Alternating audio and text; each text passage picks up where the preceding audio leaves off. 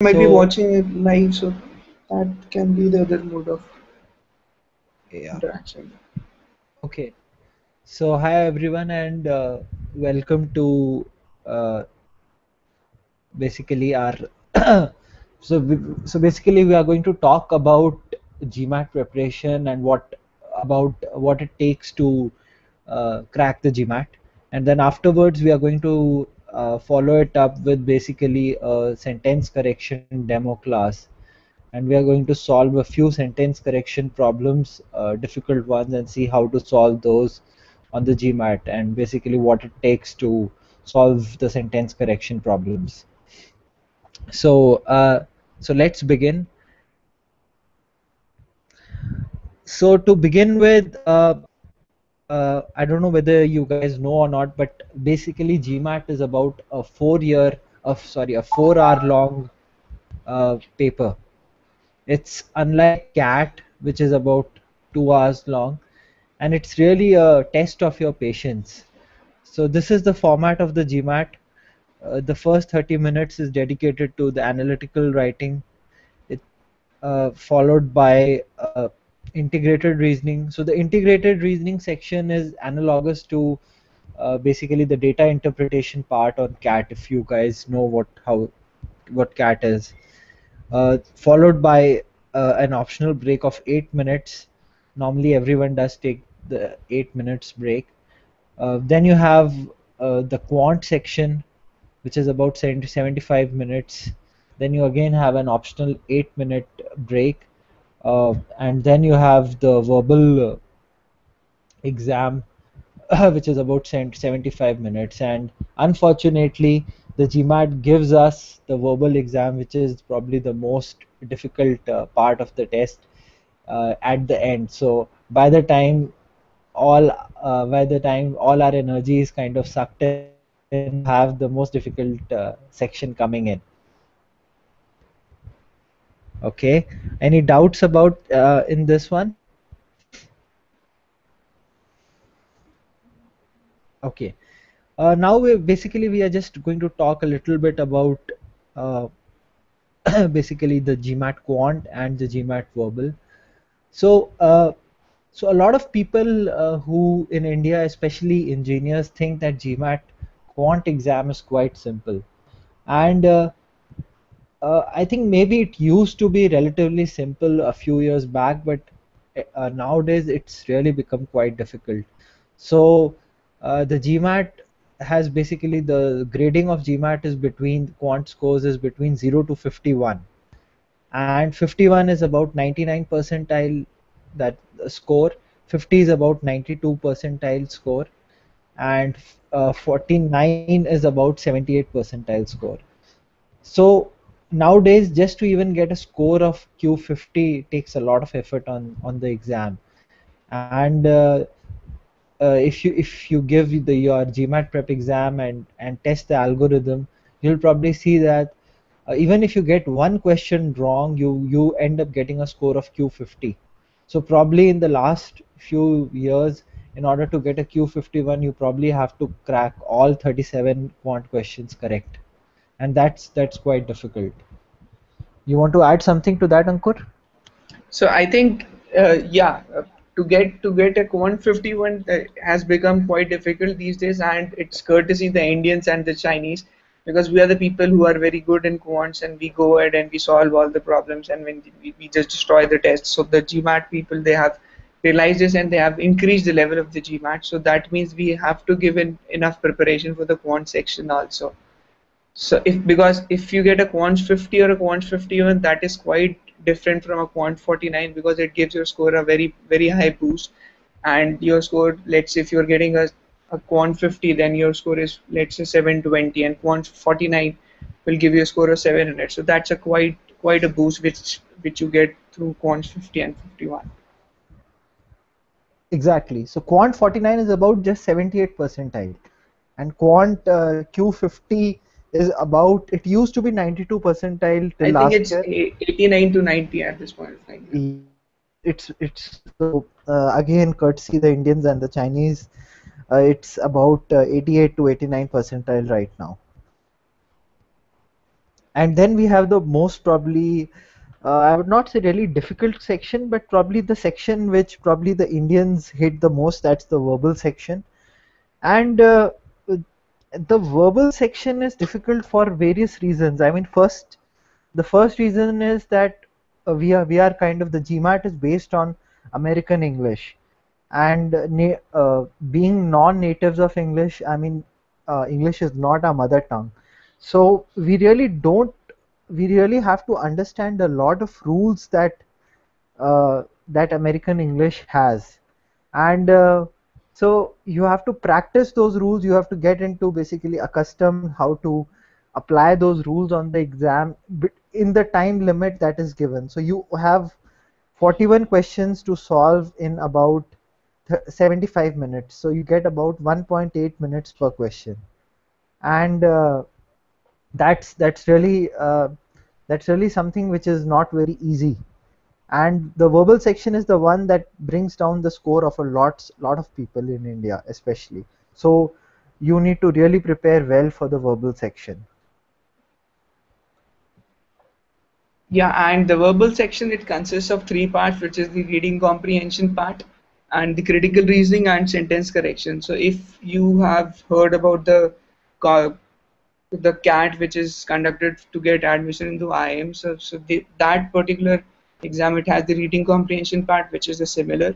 Then the critical reasoning part, some of the parts portions are similar, some are different, and then sentence correction is the thing which is totally new with the GMAT, and we need to prepare dedicatedly for this particular type of problems because we do not encounter this on the CAT. So it is the problem set which deals about the rules of the grammar and how you use the subject, where to use the object, and what are the prepositions and all. So these all things, they come into picture in the sentence correction part. So as so it's written there that the 35%, 33% weightage of is of the sentence correction questions, because the whole section is divided into three problem types. So yeah, 33% of sentence, so which takes you around 14 questions. So as I told you that this is a very rule driven problem set, and if you are able to learn some rules and apply them in the problem, then out of these 14 you should be able to get around 12 to 13 questions right, and that is a huge number on the verbal section. Exactly. So in short, this is the way on how to go about GMAT preparation. I mean, the first thing that, I mean, anyone who's just started studying on the GMAT, the first thing that he'll notice is there are lots and lots of forums, and there are lots and lots of material that is available on the internet. So a lot of students just take a lot of material from their friends, from their family, take it from the internet, and they end up studying a lot of material that is not very relevant. So the only relevant material from which you should study for GMAT is the official questions. I mean, they should be your de facto uh, kind of Bible for the GMAT preparation. And so the first thing that you need to do is download the GMAT prep software that is available for free. Take So there are about 2 tests which are there for free. Take the test, try and understand what the pattern is about for the GMAT, how the critical reasoning questions are, how the sentence correction questions are, how the reading comprehension sections are, what is an integrated reasoning section, what is the analytical reasoning section.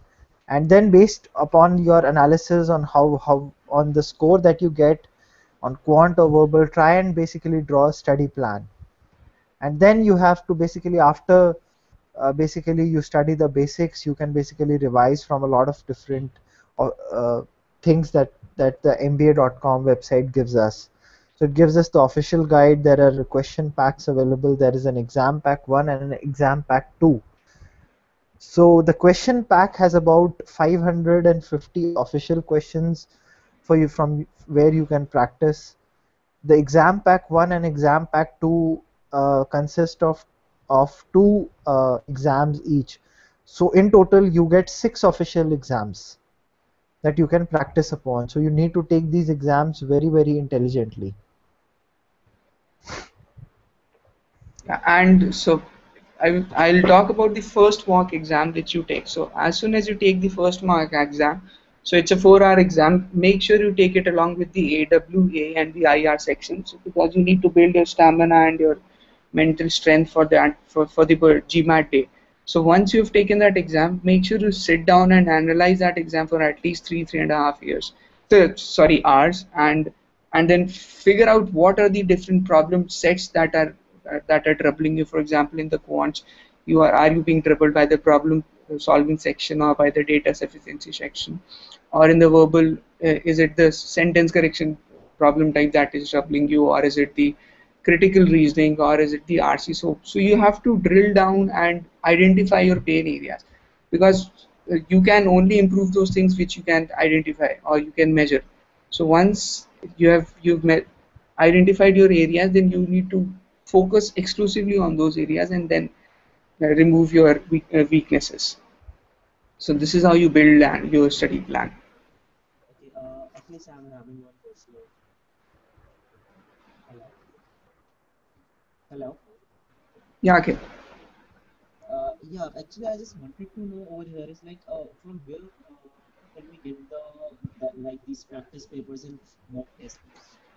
Because like from everywhere we are getting all these things to be paid. So I just wanted to know from where can we get the accurate exam mock Can papers? you can you please be a bit louder? I'm not able to hear you actually. Okay, okay, sorry. Or Saurabh, can you type your question on the chat window also? There's a chat window that you should see on the right hand side of, Yeah. Okay, right? okay. So I'll type and I'll let you know. Right. So we'll talk more about this. We'll have some time for the questions, Himanshu, Saurabh. Uh, just let us finish this, and maybe we'll have a detailed question and Q&A session afterwards. Okay. Okay. So so after you give your GMAT, then uh, what you need to do is you need to send your scores to the respective universities, and then you need to apply to those universities as well. So by application, what I mean to say is, so on the so so each university has got an application portal. You need to go and register yourself on it, and after that you need to basically answer a few questions that they give you. So these questions are in the form of an essay. Most of the universities also ask you to get one or two recommendations. So basically, you need to really have about 2 to 3 months time to just write your applications, your essays, get your recommendations in shape. And there are just about 3 rounds. So by rounds, what rounds mean is there are basically about 3 timelines that the university give you to uh, basically apply. So the round one is the first round. So it begins in about September end, and it ends at about November 15th. So you have about 1.5 months to apply in round one. And round one is the least competitive pool. You have the best chance of scholarships in round one. And the reason is very simple. In round one, the university has not selected any students. So if you are applying in round one, you are one of the first few students who apply to the university, and then the university basically fills up about 50% of its seats in round one. The round two then basically begins at in about I think in December. December And end to Jan starting. Yeah. yeah, December end to Jan starting, you have time to apply for round two. But round two is really very competitive because it's the last round for Indian applicants, and a lot of Indian applicants apply. The scholarships are also very less. So if a person applies in round one in the school with CGPA of about 740, and he gets about 50% scholarship in round one, in round two he will take, it will take a lot of luck for him to even take a 20 or 30% scholarship in the same school in round 2 with the same application. That's how competitive it gets. So, and in round 3 is probably the last round, but it's not really basically recommended for international students, because uh, even after you get selected for even after you get selected by a particular school, uh, there's a lot of paperwork that you need to do. There is a lot of you have to show them your financial documents. There is a lot of visa processing time, which is very time consuming. So basically, universities don't really appreciate you applying in round 3, especially international students. So the only rounds that are left is round 1 and round 2.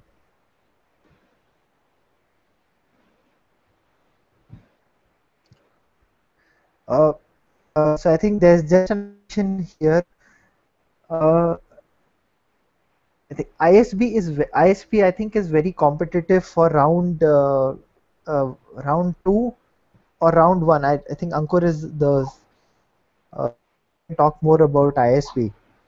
So ISB is a unique school, and so because most of the Indians apply, so ISB round one is more competitive than round two. So if you talk about the latest stats from ISB, so which are published on GMAT Club, and so it says that round one the acceptance rate at ISB was around 12 to 13%, which is quite low.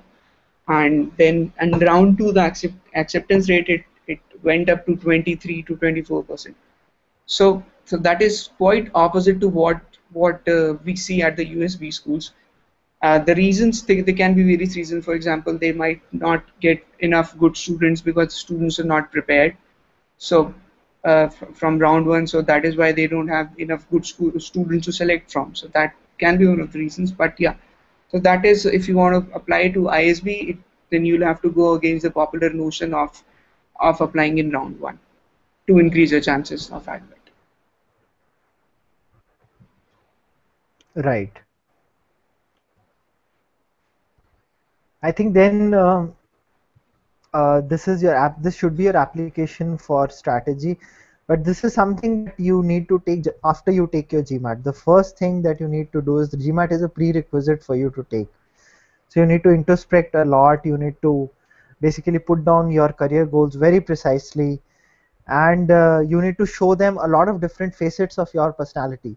So the B schools in the US especially, they want to see a lot of different facets. They just don't want to see a very uh, a studious person who's got 90-95% throughout in his career, or in his schools and in his school and college. They want to see a person who can add a lot of different things to the university. So for example, they would really appreciate a student who is maybe a national basketball player or a national swimmer.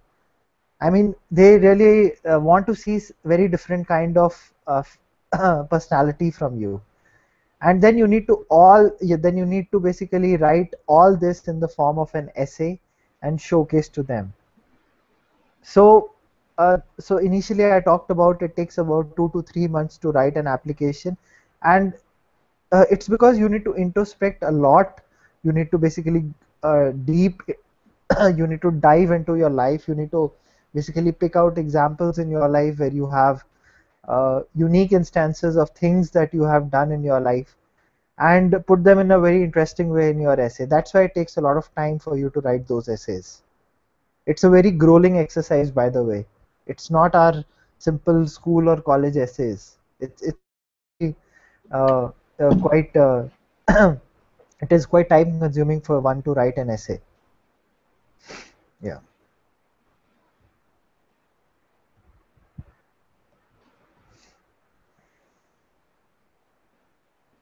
Okay. So let's talk about USB schools here. Uh, so I think all of you, if you are considering doing an MBA from US or from Europe, you might as well think about the cost that it takes for you to do an MBA. So to give you an estimate of the cost, the cheapest, uh, even the cheapest B schools in the US have a tuition cost of about $40,000 a year, which is about $80,000 for the whole program. That I'm talking about the cheapest B schools. On average, the B schools, the tuition cost is about $55,000 to $60,000 a year, which is about 110 to $120,000 for the whole program. And on top of that, about $80,000 of living expenses. So that turns out to be about $200,000. And at our current dollar to INR rate, uh, it is about 1.3 crores rupees. So, so doing an MBA from US is very expensive, and that is why a lot of people in India would like to basically get scholarships. So, uh, so normally USB schools give a lot of scholarships. There are a lot of public universities as well. They give you loan options as well. But the best way to basically get down on debt is get a good scholarship. Yeah, so typically in an average uh, class of a B school, so around 30 to 35% of the students get scholarships. So the scholarship again is a is a function of many various things. So the various things which constitute your application. First is your GPA, which is already written, and unfortunately or fortunately, you cannot do anything about it. Then the GMAT score. So the GMAT score is one thing which you can score high and can differentiate yourself, probably bring in spike uh, to your application. Then we have the work experience. So the richer your work experience is, the brighter your chances are that the school will select you, and probably you might even end up getting a scholarship. Then the essays. So essays are are the place wherein you write all of your work experience and what all the extracurricular activities, your leadership skills, your team building skills, your motivation skills, and so on and so forth. This comes under your essays, and then there is the recommendation parts also. So the recommendations, uh, schools typically they suggest you to take recommendations from the working professionals, and generally from your managers. So the better recommendations you get, the better your chances are. So all these five things clubbed together, uh, it strengthens your case to get a good scholarship. Yeah, so nothing, no one factor can propel you towards getting a good scholarship.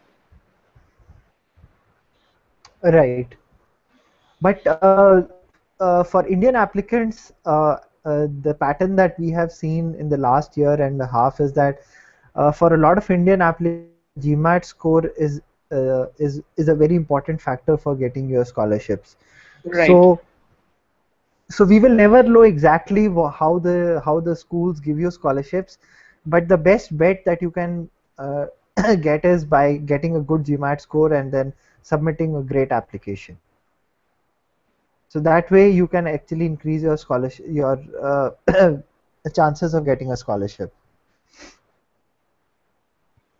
Okay.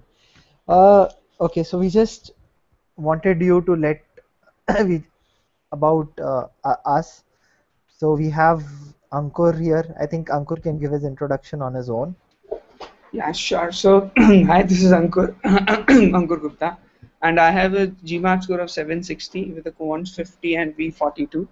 So, I have been admitted to UNC Keenan Flagler this year, fortunately with a 100% scholarship. So, that eases a lot of things. And also, I was admitted to Carnegie Mellon Tepper. So, to tell you the importance of scholarship, so I was admitted to Tepper last year too, but somehow because of not having the scholarship, I was unable to go ahead and join the school. So that is how important scholarships are. It eases a lot of things. So then I have been a moderator on GMAT Club, and so I was also rated the best moderator for 2 years, and I was the thread master for the ISB thread for the past 2 years, and I've mentored students on the GMAT preparation and also helped them or for their applications and the interview preparations. Yeah. So then we have Kinjal. He is not present right now. So he's a current first year student. He has just completed his first year, and so he will be going for his internship. So he's admitted to CMU Taper with a 30% scholarship.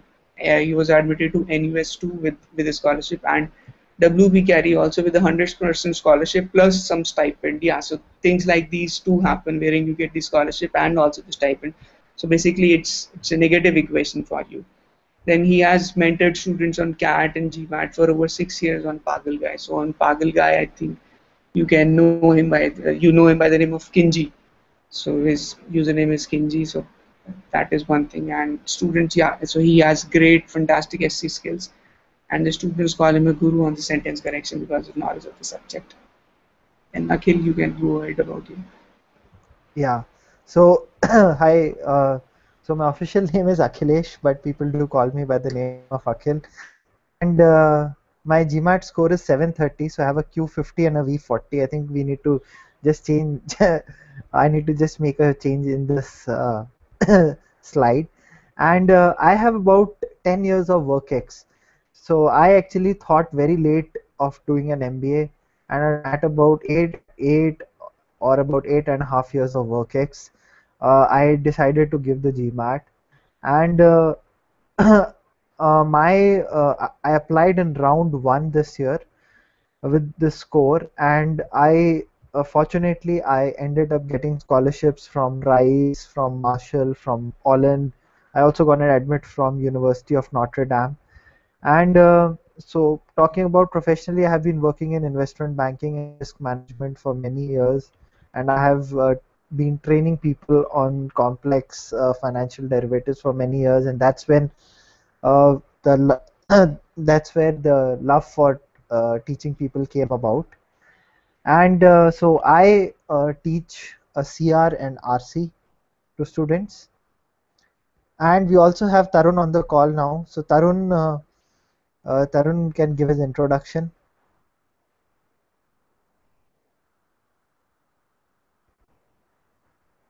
Hello.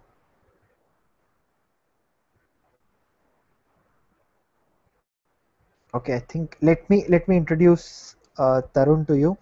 So Tarun has got a GMAT score of 720, and he's a pass out of he's an alumni of NSIT, one of the most prestigious engineering schools in India, and he's considered an SC and a CR expert from students whom we have mentored. So that's about us.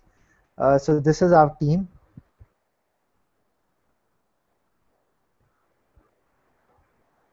And we just wanted to let you all know about the offerings that we that we have. So we have so basically we have two sets of classes. We have basic classes and we have advanced classes. So basic classes are for someone who has just started preparing for the GMAT, and it's about just building the concepts. So you'll have very basic you'll have sessions from very basic level on SC, CR and RC, and you'll get to know how to solve these questions. So first of all, we'll build the concepts for you, and then you'll have time for practice. And we also have advanced classes. So advanced classes are for someone whose basics are in the right shape. But what he needs to do is he needs to basically move up to the next level. So from say a score of 680, 690, he needs to move to 740, 750 level. And that improvement needs to happen in the verbal section. So in the advanced classes is one of a more popular basically offerings where we solve the most difficult GMAT prep problems live online, and basically we identify how to solve the problems in the shortest way and in the best way possible. We also have a mock analysis session. So every student that we have can have mock analysis with us 101. And basically in this session, in this live session, what we do is basically we sit with the student and we understand how he has approached the test. and we probably point out the strengths and weaknesses of the student, where he needs to improve, and what are his strength areas that he needs to basically keep doing. So a lot of students basically, when you are studying, you kind of don't understand what are your weak points, and this is where we help students to analyze those weak points. And we also give application help to students. So, so as you have seen, all four of us have given the GMAT, have got great scores. So we can help you on the GMAT, but a lot of us have also have experience of getting very high scholarships. So so that is where we can help you in your fine tuning your essays, in fine tuning your recommendations, and basically preparing you for interviews, so that you can basically so hopefully you can get a high scholarship to the school that you want to apply. And regarding the application help, so uh, you get unlimited number of edits from us. So the first round of edit would be, so you'll give us your essays, then we'll give you with some of the comments, and you'll come back to us by incorporating those comments. Then again, if there is some improvement required, we'll do that. And also, so we have alums of ISB also on our team. So his name is Mr. Rakesh Gorumili. So he also, at the final round is done by him if you're applying for ISB. So in this particular season, so we were able to successfully help two people get through ISB, and also one of our students got an interview call at Nanyang Business School too.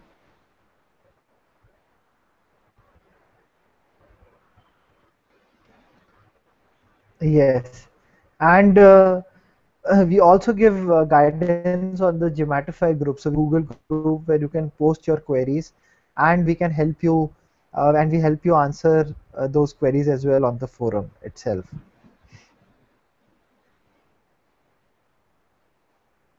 Okay, so now we can all basically talk. If you have any questions regarding any about your GMAT preparation or your application or about university, you can shoot those right now.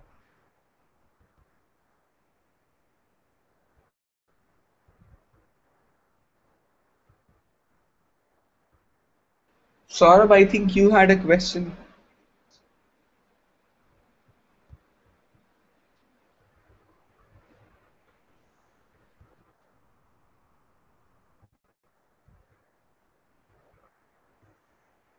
Hello, hello. Yeah, Saurabh. Yeah, just I Yeah, just Saurabh. yeah, I just wanted to know from where can I get the mock papers and all for the preparation. So you want to get the mock tests for the preparation. Yeah, exactly. Because like there are many sites which are like claiming to give the accurate mock test, but like I'm not getting from any of them. So I just wanted to know from where can I even like after paying I can get the accurate mock test for the GMAT. So the best mock test to take would be the GMAT prep mock exam. So you get two of them for free. You can download them from mba.com.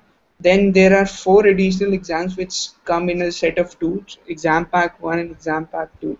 So you need to pay for them and buy them. So I would say that these six mock papers are the must for a preparation, and you should definitely go ahead and take them.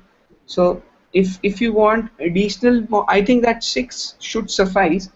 But do you want more after these six, or you have not taken the exam pack 1 and 2 up till now?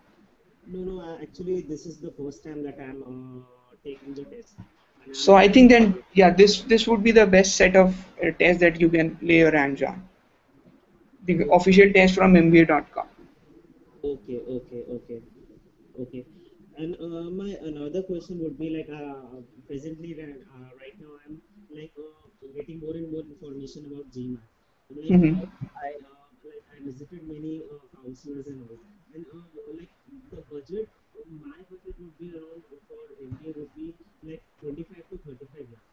But like Okay. as you have said that US would be too costly for me. So like what even they have said the same thing, and what they said is like you can prepare for GRE, and they said that in GRE you can go for the courses like MEM and MIS. which is like Okay. which is Masters in Engineering Management. So Mhm. I just wanted to know like your comments on So there's a lot of difference between an MIM, MIS, and an MBA.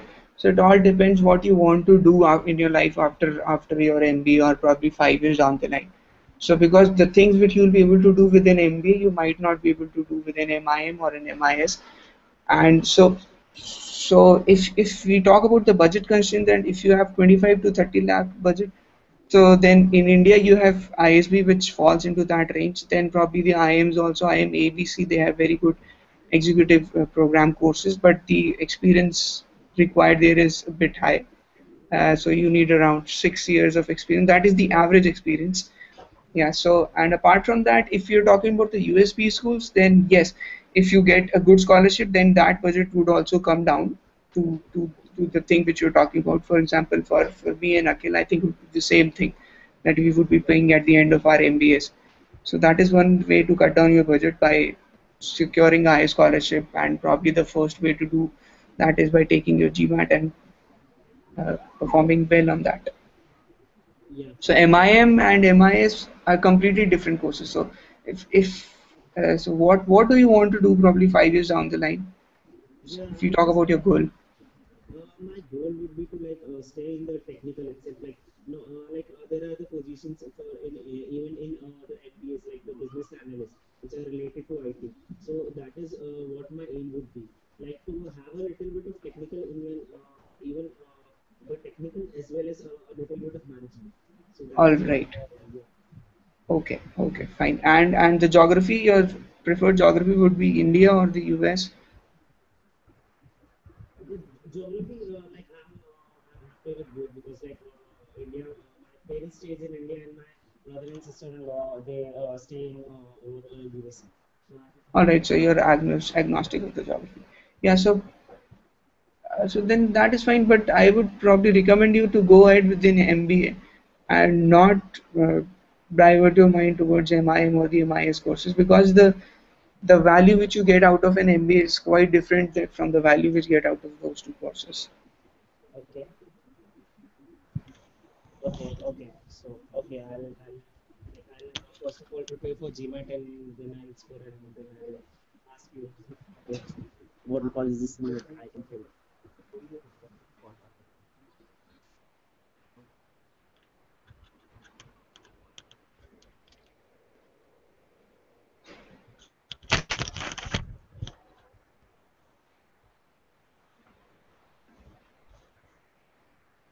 I think we are somehow not able to get the question from the people who are watching the live stream of this particular event. So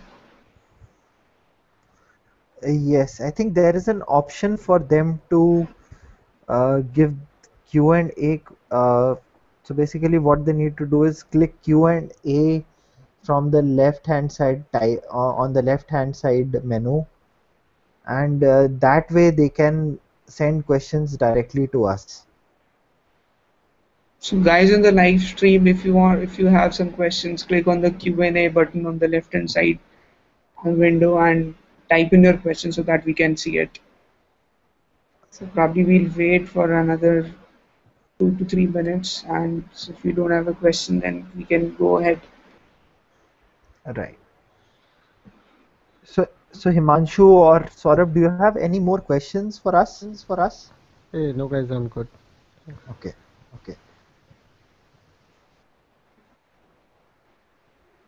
Yeah, even I'm good. Good.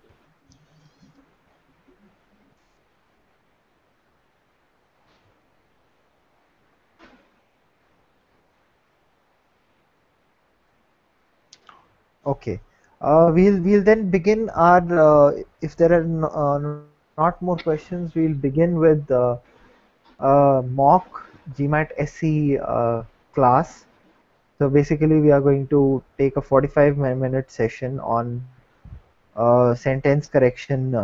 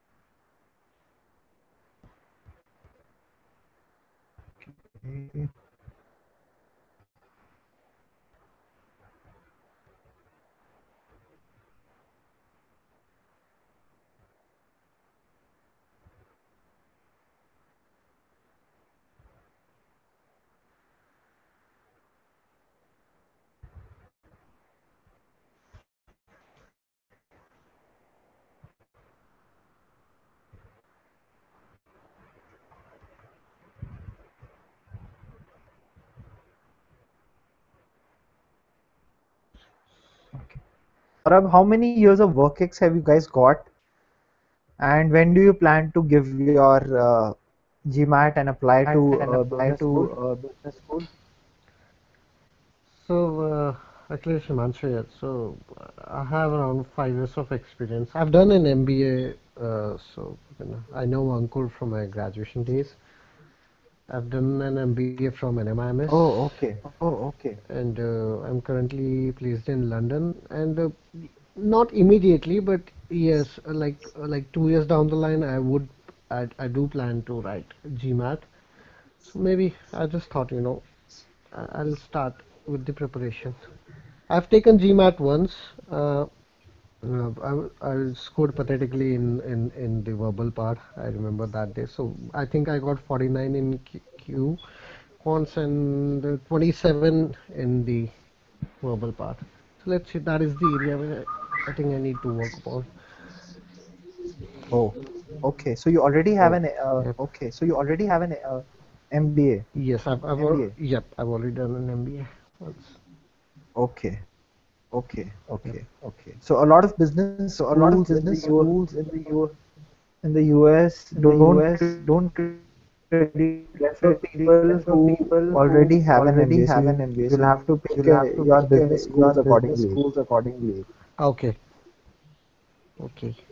See, Tuck, and a and school of business, doesn't prefer people who already have an MBA. and is that the same for Europe as well? Uh, I have not really applied to Europe, No, Himanshu, but the European B schools allow you to apply, Mhm. and very few US B schools also they are very strict about it. So basically, you need to be very clear and give them a solid reason that why do you need a second MBA. Mhm. That would be Okay. the backbone of your application. Because honestly, I do not like. I have no plans of doing it again from India. Mhm. So then let's That see. makes sense. Then Europe is the option then probably. Yeah, so we have good B schools in Europe too. Mhm. LBS is there, then Oxford is there, Cambridge is there. But I don't think so. They have a restriction in the second MBA thing. Okay.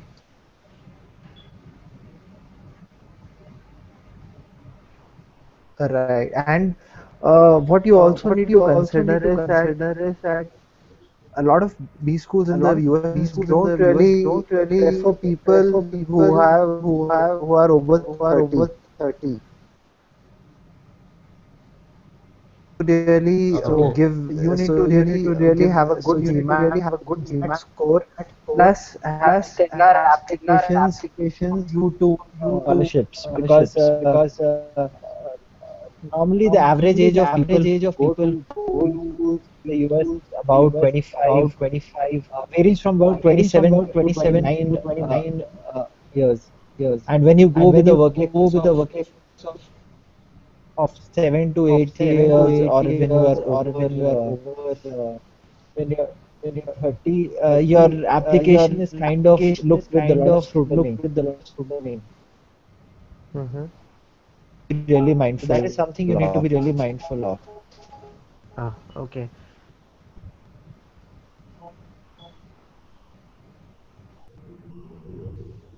Okay, so Okay, actually, okay. Sound is echoing. Hello? hello.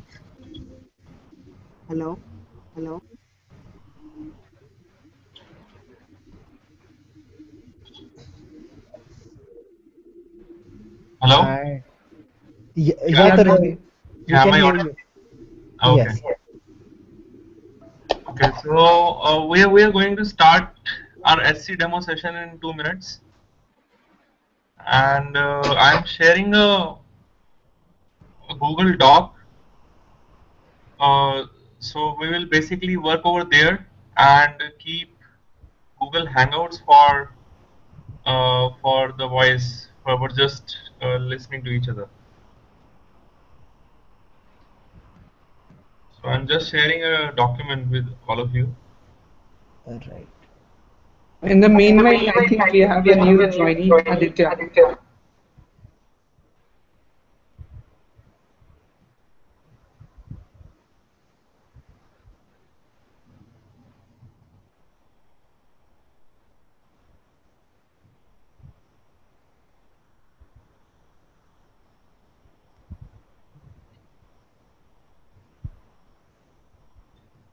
Just give me an edit request on this demo on this Google Doc, and I'll give you the access right over there.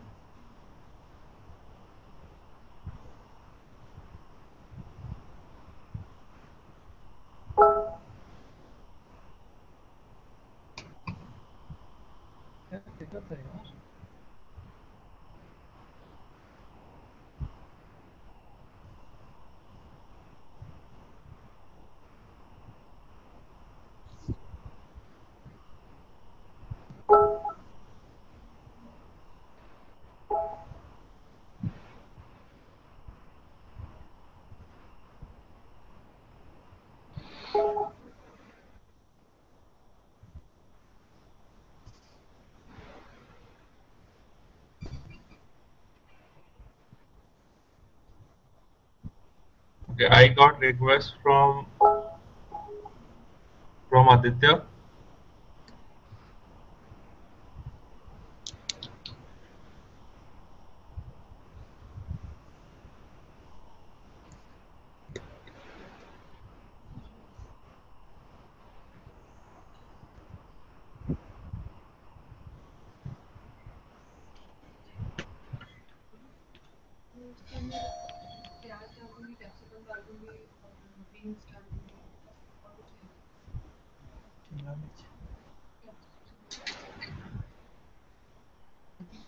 Carrot.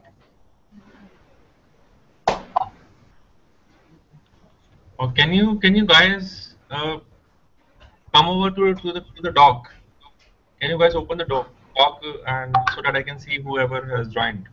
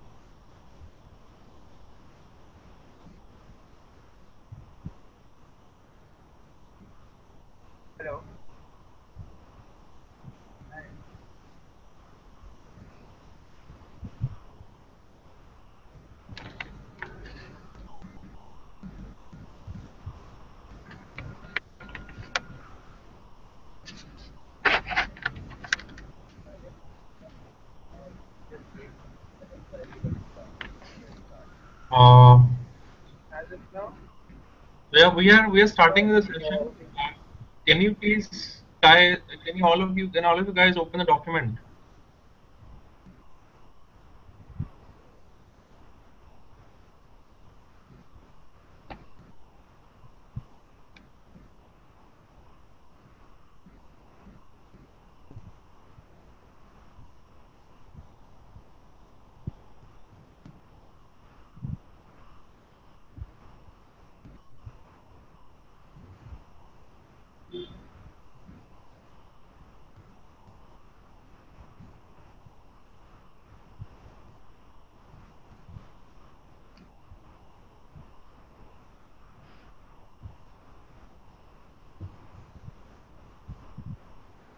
So Himanshu, Saurabh, and Aditya, you need to click this document and go over to Google Docs then.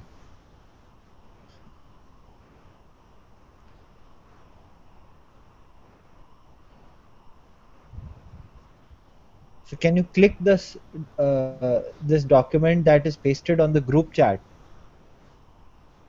Let me paste this on. Okay, let me paste this here as well. Okay.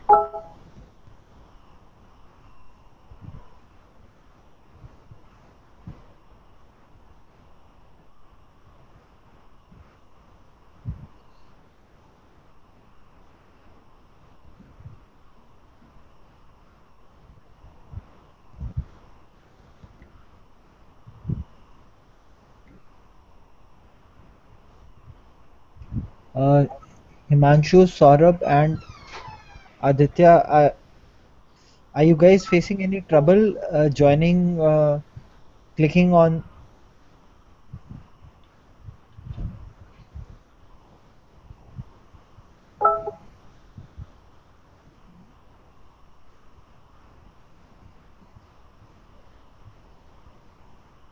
Okay. So Tarun, Himanshu and Saurabh are saying that they have sent you request access from their side. Yeah, I have added Himanshu and Aditya so far. I'm adding now. Okay.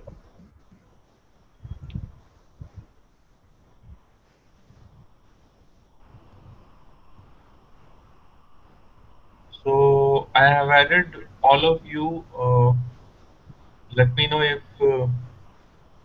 if anybody hasn't got the request yet.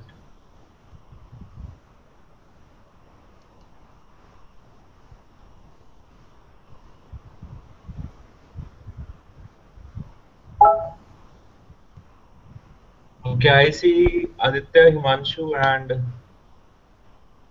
uh, Saurabh in the call, on the Google Doc. So basically, we will discuss. This is basically a demo session. So we will discuss few of the topics few of the important topics in GMAT sentence correction, and we will do some questions together.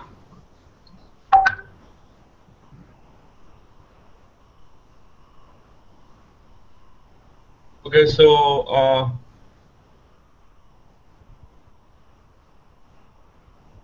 one second, guys.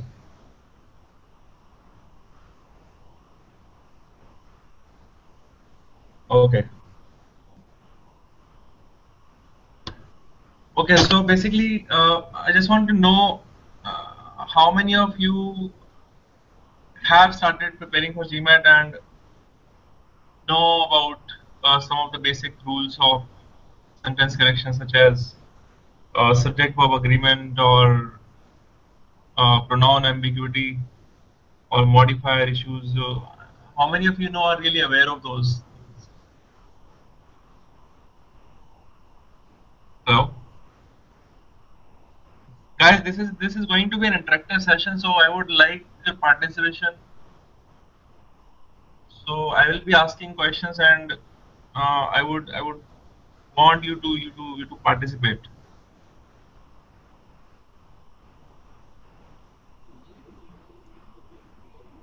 Yeah, Tarun, actually, I have started gathering information about GMAT. So I have not really started preparing for GMAT. So I would like to know what are all these things. Oh, okay. Okay. So okay. No problem. So again, this is again very we are starting a very basic with at a very basic level. So this is not going to be a problem for you.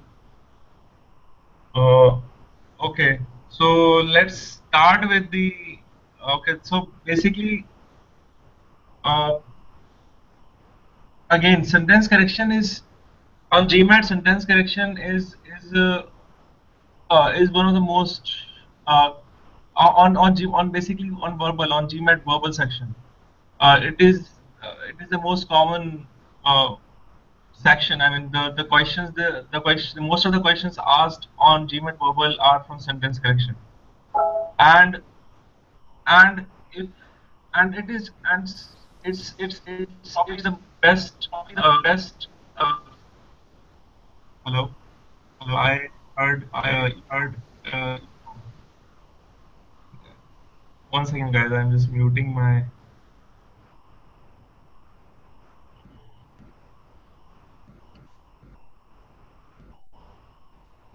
Tarun, it's fine now. Okay. So basically, and sentence correction is something. If you are good at quant, then sentence correction is the best area. Is the best area you can really work on and improve very quickly. Because sentence correction most of the time it's very mechanical. I mean, if you know the rules, okay, if you understand the meaning, if you know the rules, you will be able to answer a lot of questions correctly. Having said that, GMAT is an exam of reasoning. Okay, so again you have to apply reason in everything. Okay, so meaning in the GMAT sentence correction takes a precedence over every other over grammar basically. So a lot of people have confuse GMAT sentence correction with grammar. So it is not really a test of grammar. Grammar only about 10% of grammar rules, or maybe less than that, are tested on GMAT.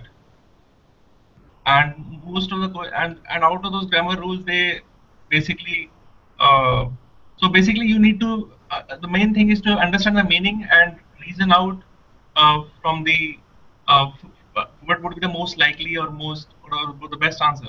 Sometimes it may be possible that you will get out of the five options given to you, two of the options are grammatically fine. Okay, then you need to really reason out which option makes sense. So ultimately, meaning is the most important thing. Okay, and if you see the official guide, if you check if you check the official guide and if you check the answers in official guide, it says that logical predication logical predication is basically tested on 49% of the questions. So logical predication is nothing but meaning in the GMAT sentence correction. So so first thing is to understand the meaning, and if for any question that you get, you understand the meaning, what it is trying to say, and then basically you see whether that meaning is correctly conveyed using grammar. Okay, so I'll just touch upon few of the grammatical issues that are tested on GMAT sentence correction. Okay, so basically, as you can see, the first is a subject verb agreement. One second.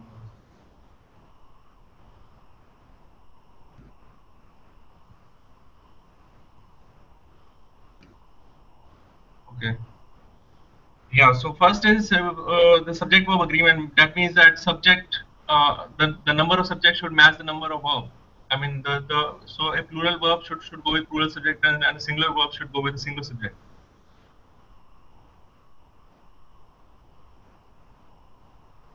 Okay. Okay.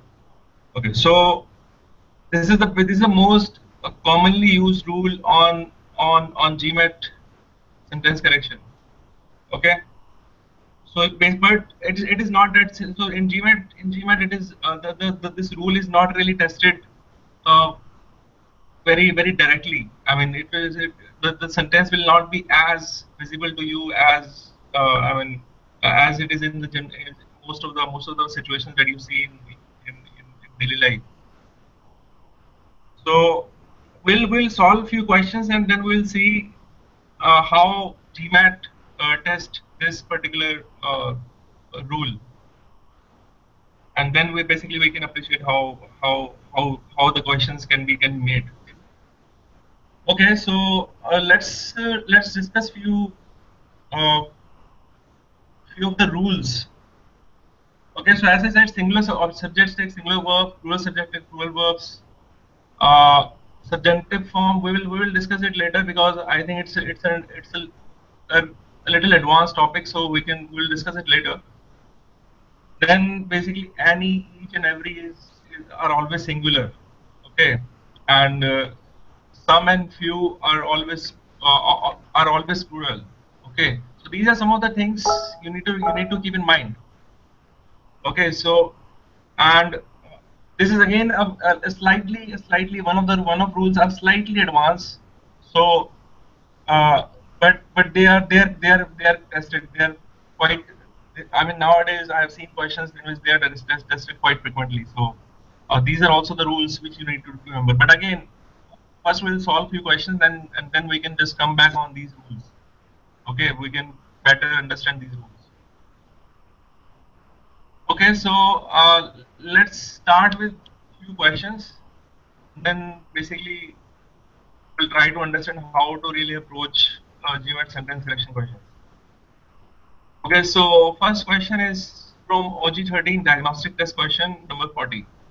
Okay, so I would like all of you to spend 2 minutes on this question, then we can discuss.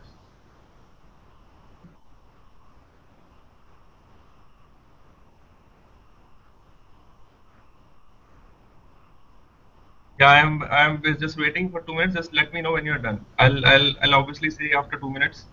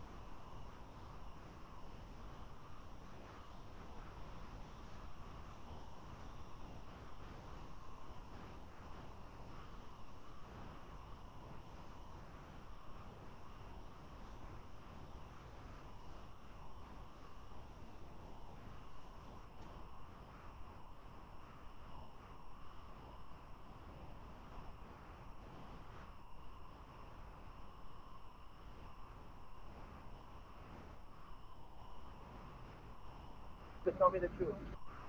You could tell me the truth! Why are you talking to that guy last night? I went there.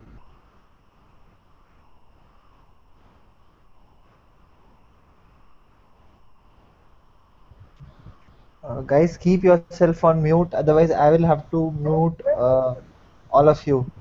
I have currently unmuted all of you. Why are you talking to him? You could tell me the truth! Why are you talking to that guy last night? I went there. Listen. Don't Okay, talk to me. let Listen! Why are you talking to him? I'm not playing.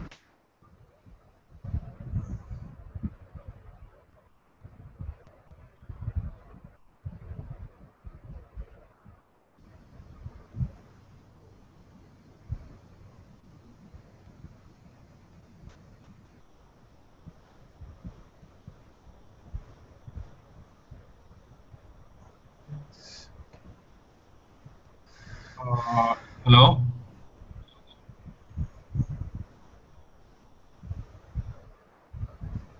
Yeah, yeah, guys. Done.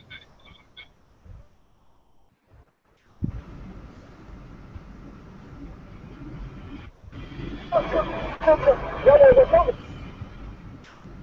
one detail है क्योंकि only offer is one people and surprise जो आपको आज किसी से Guys, the Aditya, can you please mute? I'm not playing. I'm not playing. okay, so I have muted Aditya. Uh, I hope there is no voice now.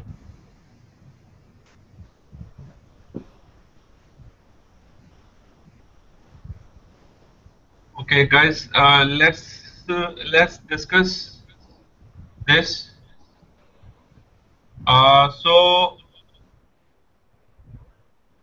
So can anybody tell me uh, how how did you approach this question? And okay, let me know what do you think is the right answer for this.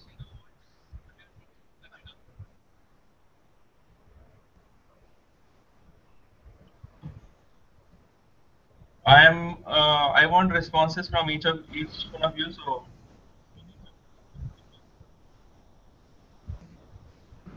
hello.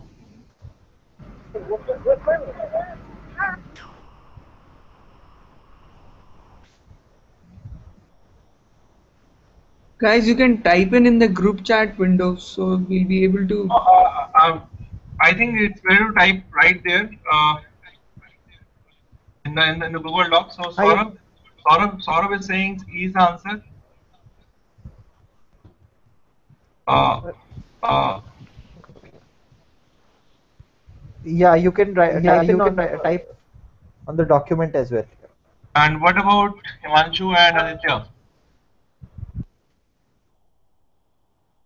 I think it's E. E, who said E? Himanshu.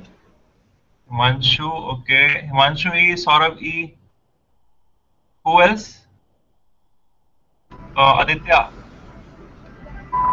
Go get home. Okay, let's analyze this. So, guys, any one of you, Himanshu or Saurabh, can anybody tell me why do you think that E is the right answer?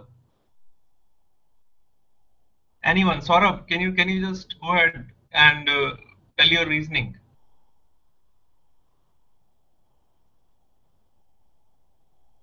Hello? Yeah, Tarun, like I opted for E because the comma is Saurav, separated. I can't hear you. It's very. I mean, I can hear your voice, but it's very low. Can you just be a little more louder? I mean, Okay, so are you able to hear me now? hello. Probably get closer to the mic or to the laptop. Yeah, get closer to the laptop. To the microphone on your laptop. Okay, so are you able to hear me now? Hello? Yeah, hello. Yeah, are you able to hear me now? And you're still not audible. I mean, I cannot figure out what you're saying. Okay, so what I can do is I can just type in there and then I can tell you how I opted for you. Okay. Yeah, I Okay, think go ahead and type it. Himanshu. Yep.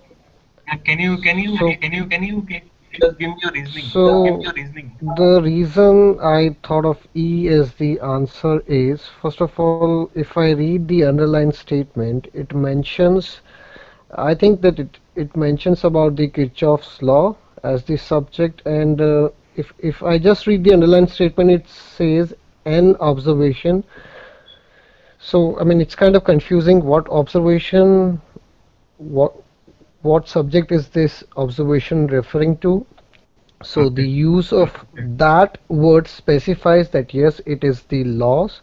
I mean that one of the Kirchhoff's law, and since it is still included in every textbook of elementary physics, so I thought that using an is after and would make more sense. Okay. Okay.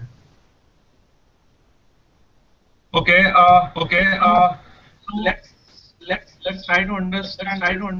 Let's try to analyze this. How should we really approach a sentence correction problem. So first thing is to find out what are the clauses in the uh, in the original sentence. Okay. So what have I given here? In 1995, Richard Stallman, a well-known critic of the patent system. Okay. So basically, we're talking about this one guy, which is Richard Stallman. So this is likely our subject. Okay. So a well-known critic of the patent system. It is what it is. It is basically a modifier. Okay, let's do one thing. Let's just first try to understand the meaning of this. Okay, so because this is the first step should be to understand the meaning of the sentence. So what it says in 1995, Richard Stallman, a well-known critic of the patent system, testified in patent office hearings that to test the system, a colleague of his had managed to win a patent for one of the Kirchhoff's laws. Okay, who is pinging me now? Okay. Okay, let's come back to the. Okay, so okay, so basically, Richard Solomon testified in patent office that a colleague of his had managed to win a patent for one of the Kirchhoff's laws.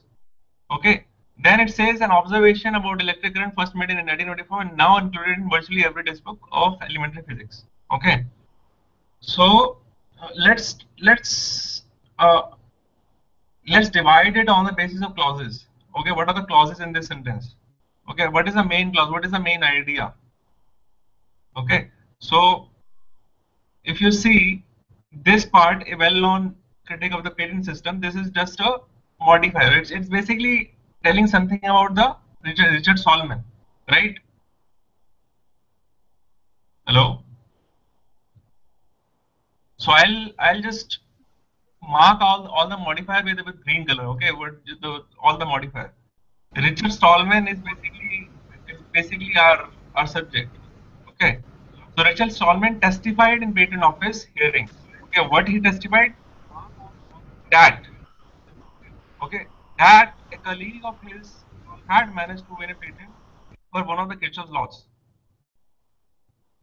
Okay, that to test the system is this again a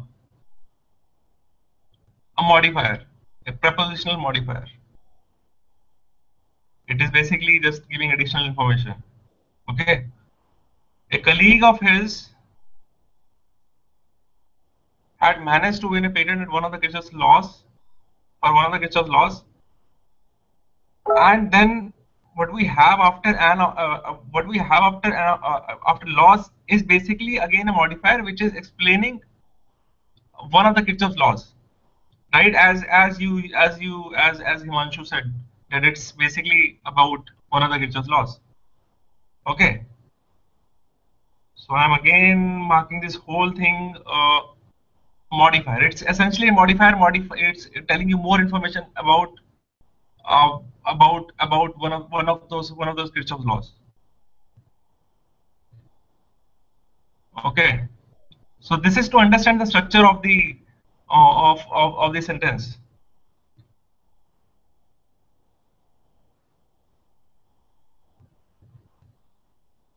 Let me just mark all the sentence verb pairs. Okay, so so we have our first clause. Richard Stallman testified. This is the verb. Okay, guys, you're getting my point, or do you have any confusion so far? No, no, we are, yeah, we are getting your point. Okay. So I'm just breaking the sentence to better understand the structure. Okay. So for if you remove all the modifiers, so all the green ones are modifiers. Okay. In fact, in 1995, this is also a modifier. It is a prepositional modifier. Okay. Similarly, in patent office hearings, this is also a modifier. Okay. So if you remove all the modifiers which are giving which basically give additional information about the main sentence, you get the main structure. Okay, Richard Solomon testified that a colleague of his had managed. Again, these are all modifiers. These are all modifiers. Okay, uh, whatever are in green, they're all modifiers.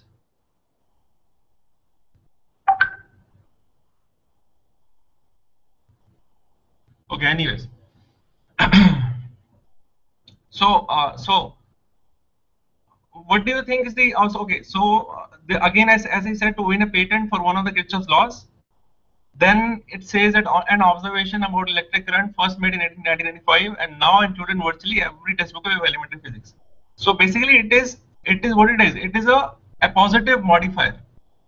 Okay, a positive modifier, it basically modifies a concrete noun. Okay, so and what is a concrete noun here? I mean, it's well known. So one of the Kirchhoff's laws is our concrete noun. It is not an abstract thing. So it's a appositional modifier. It is modifying one of the Kirchhoff's laws. Okay, so this whole thing is modifying one of the Kirchhoff's laws. Okay, so basically this sentence is correct as it is. Okay, so A is correct so far. Okay, let's go over. So basically, again, so when you see a sentence, you need to understand what's the meaning. Okay, this sentence conveys the meaning perfectly. Okay, then you need to check for the errors. Okay, now since we are discussing subject verb agreement, okay, what are the subject and verbs here? This is our subject. Testified is the verb. Richard Solomon testified. This is fine. Okay, this is a past tense verb. Then we have after that. Then we have a colleague of his had managed. So a colleague is the subject and had managed is the verb. Again, it is a past perfect verb going with a singular subject. That is also fine. So subject, there is no error in this. There is no error of subject verb agreement. Okay, there are no modifier errors because this modifier, the whole modifier is going well with the one of Kirchhoff's laws. So this sentence is correct as it is. Now tell me any one of you that what, why do you think that this should not be the right answer?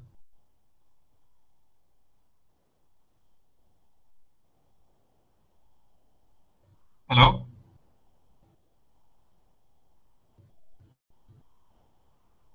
And if you are, and basically again, I just wanted to add one more information. This is slightly advanced, but it's still may benefit you. Okay, so so every sentence should have at least one independent clause. Independent clause is something which has a subject and a verb, and it doesn't require anything else to stand upon. I mean, it should be a complete sentence in itself. So it's called an independent clause. Okay, so independent clause here is Richard Solomon testified. Okay, now what follows testified in period and what follows that, this whole this whole uh, you can say this whole thing is basically what he testified. Okay, so Richard Solomon testified something, right? So this whole thing represent that something. So it's basically called a noun. Okay, it's called a substantive noun or noun clause. This is a slightly advanced concept, but we'll get through it once we will be uh, both will be go in more details of sentence correction. Okay, so Richard Stallman testified something. Now this whole modifier is describing that something. Okay, that a colleague of his had managed. Okay, to win a patent for one of the Kirchhoff's laws. So this sentence is correct as it is. And now tell me again. I need to understand why do you think this is not the correct answer and E is the right answer? Why do you think so? Hello, Saurabh, Himanshu, anyone?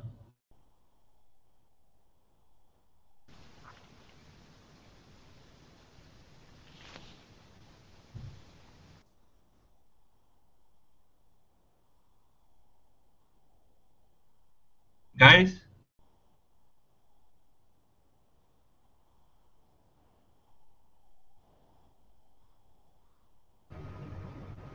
am I audible even? Yes, you're audible. Yeah, so tell me, why do you think this is not the right answer? And why? And I'll tell you why. Okay, let me just go over E first. Okay, since you both of you said that E is the right answer, let me go over E first.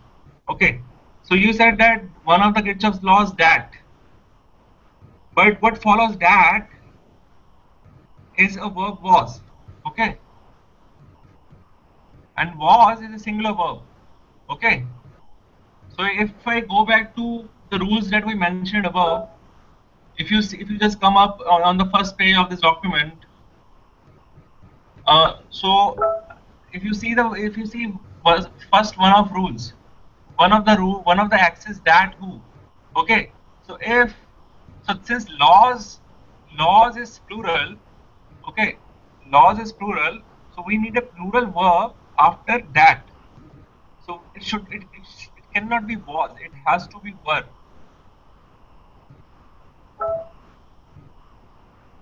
Hello, you getting my point? It has to be were because it is modifying laws, not one of the Kirchhoff's laws. Okay.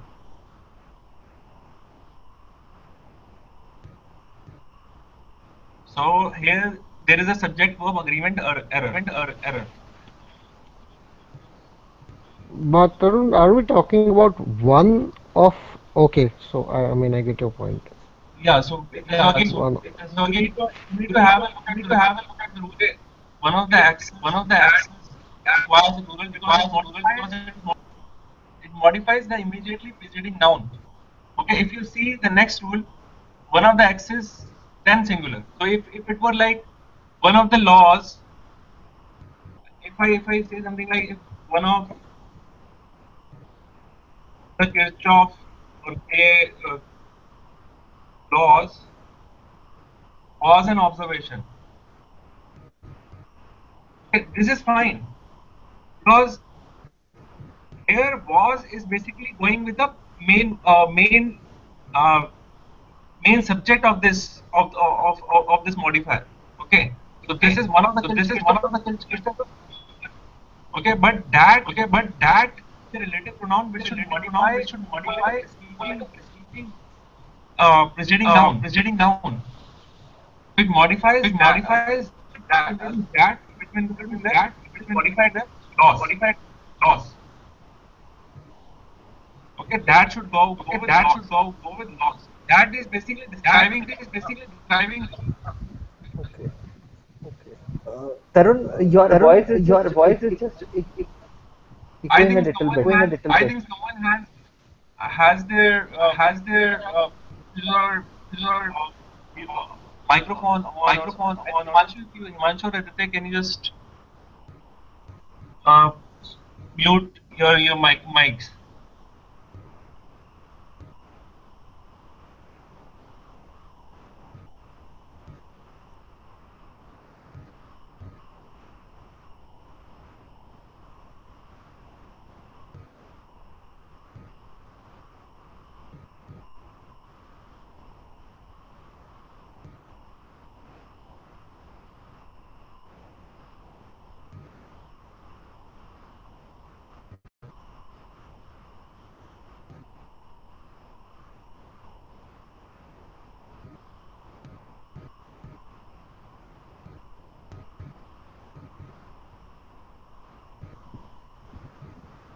Uh, Tarun, your voice is not audible.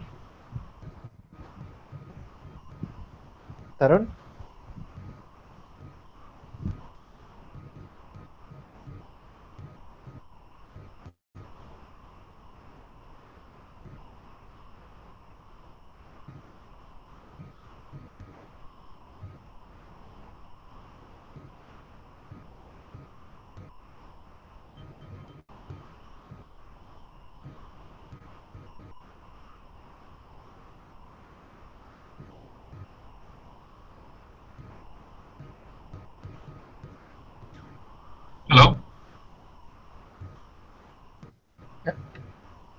Hello?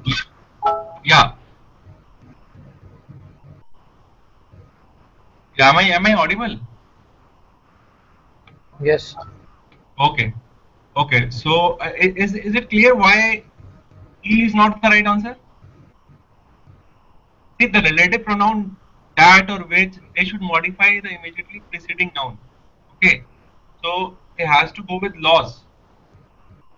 Okay. Especially for one of the laws, it will always go with the later plural noun. Okay. So it will go with laws. Okay. So the verb should agree with the plural noun. So it has to be were, not was. And further, uh, this and that was an observation is also incorrect because it is still the observation still exists. Okay, it is an observation. Okay, it was observed, you can say, but this observation is still there. Is still there. So was is also kind of wrong here. Okay, so what we can do is we can just go over each option, each of the options, and then maybe discuss why they are wrong or right. Okay, again, which if you see option, so as so A is the right answer. Okay, I mean A has no problem, so it should be the right answer. let let's have a look at option B. Okay, we have relative pronoun which, again, the relative pronoun should modify the previous noun, so it modifies loss, but was is not correct here because it's a singular verb which was an observation of first made in 1845, and it is also wrong because it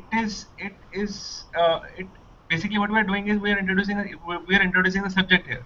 Okay, and so so what follows it is, so it should go here. It is now included in virtually. So if I just paste the rest of the sentence here, so this will be the sentence, and it is now included in virtually every textbook element. So basically, it introduces a new clause. Okay. Now to introduce a new clause, the rule is that you have to have a comma before and. Okay. Even if you introduce a comma before and to introduce a new independent clause, it should make sense. Okay. The independent, why it's called independent clause, because the idea should be the idea of an independent clause uh, should be different. Okay, so these are not two different sentences. I mean, not two different ideas. These are the same idea. So again, it should modify the laws. So it is not really required. It should go with it should be just is. Okay, and the main error was that you need to have a comma beforehand. Okay, again, this is slightly. Uh, I mean, when we'll discuss how the rules of connecting independent clauses, we will know how to do that. I mean, it will make more sense then. But for now, the rule is that it should have a comma beforehand to make sense to make it grammatically correct. Then what about C's? The C is we have namely. Okay, namely what it is, it's an adverb. Okay, and then we have again an independent clause. Okay, so again there is a rule that there are few independent clause markers. You can only use those markers to connect independent clauses. Namely is not an independent marker, it's an adverb. Okay, so you cannot have an adverb connecting two ideas. So again, namely is wrong here. Okay. Further, if you see, D is also wrong because there is no connector here to join the later part of the option D. Okay, it should have a connector such as and. Okay, there is no connector, so it is wrong. This is again this is again a modifier. Okay, so you can remove that, and if you see that there is no connector which can connect these two independent clauses.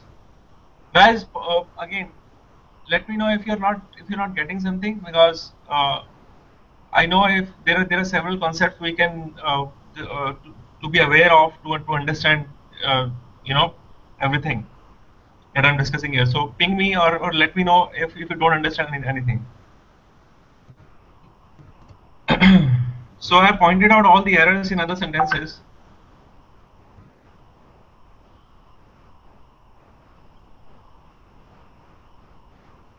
Guys, any confusion with this question?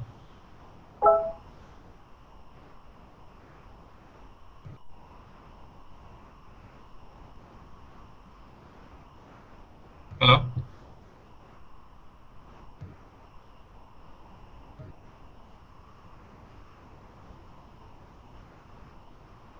hello, guys. I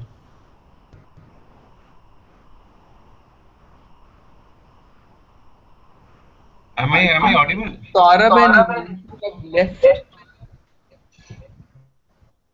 Okay. So Himanshu pinged me. He had to go somewhere. Okay. Saurabh, I think he also left the call. So Aditya, Yeah, I can hear you. okay. Okay. So basically,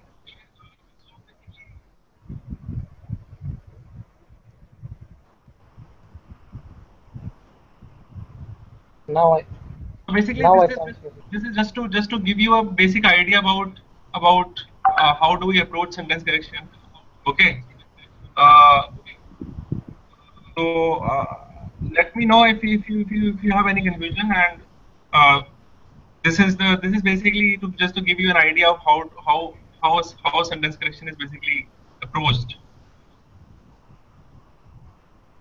Aditya, any confusion you have? Yeah, I got this one. Okay. So I Okay. think we are running out of time here, so probably we might need to stop. Aditya, so if you have any more questions, you can mail us and we'll take care of that question. So the mail ID, so it's bondwithus@gmatify.com. So we'll also drop you a mail with that. And so any questions you have regarding the GMAT or the application process, you can freely feel free to go ahead and mail us, and we'll be glad to help you out. Sure.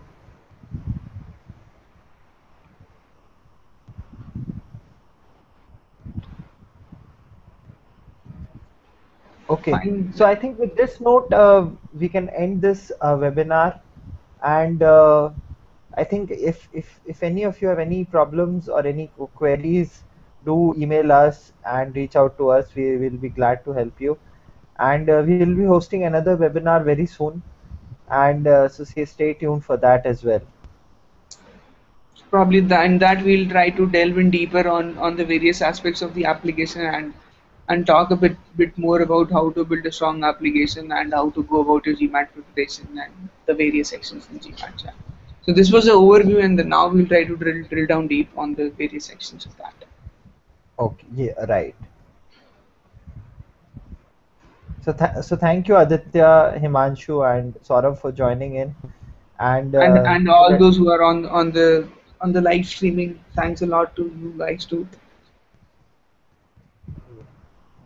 so with this note, we'll end the session. And okay, take care, all of you. Thanks. Bye bye. Good night. Yeah, bye.